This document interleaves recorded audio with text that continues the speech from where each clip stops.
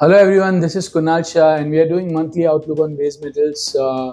Last month we have recommended some pullback after the sharp correction in metals, and we've seen copper moving to the tune of 820 rupees, zinc moving to the tune of 275, aluminum moving to the tune of 230 rupees. So most of the metals, they recovered from their lows, and this month, what is the outlook? And we are going to discuss the same. But before we do that, it's important to discuss the macro.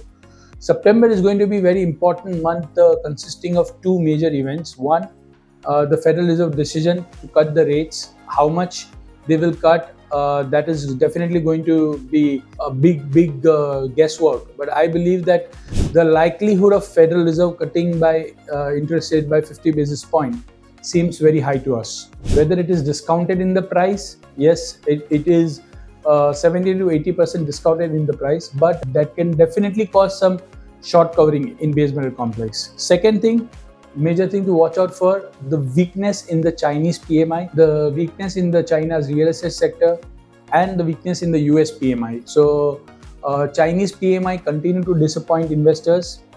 Chinese housing sales number continue to disappoint the investors. And if you look at what's happening with the US interest rate, US manufacturing number continues to remain a big worry for the market. So if the manufacturing sector is not doing good, how the demand of metals are going to do really good? So there is only one scope for metals to move up, that is aggressive body language by the Federal Reserve, that they are going to cut more in times to come. Something like that can really trigger sharp short covering in prices of base metals. So the fundamental continue to remain grim because of China. Goldman Sachs and other investment banks have downgraded the targets of copper. The narrative over here is, if China doesn't do well for next 3-6 months, then what will happen to the demand growth? How big the China's demand is? So China's copper consumption is more than 13 million tons. So in a market of 26 million tons, more than 50% of the copper is consumed by China. The Chinese demand growth is not even a 2% or 3%. Then it leaves somebody else should replace China, like say for example India or some other economies should replace the loss of demand from China. If that doesn't happen, then there is a big problem that the supply side keeps strengthening and the demand side doesn't improve. The Chinese government came up with a cut in the mortgage rate cut. But what if the people don't want to buy house even with the rate cut? So it's very tricky scenario with China. It seems that Chinese economy, especially the real estate sector, may continue to suffer for a while. So our view remains is that 760-65 copper should be a bottom, and on the upside 820 to 825. Zinc 245 to 246 should be the bottom, and on the upside 265 to 270.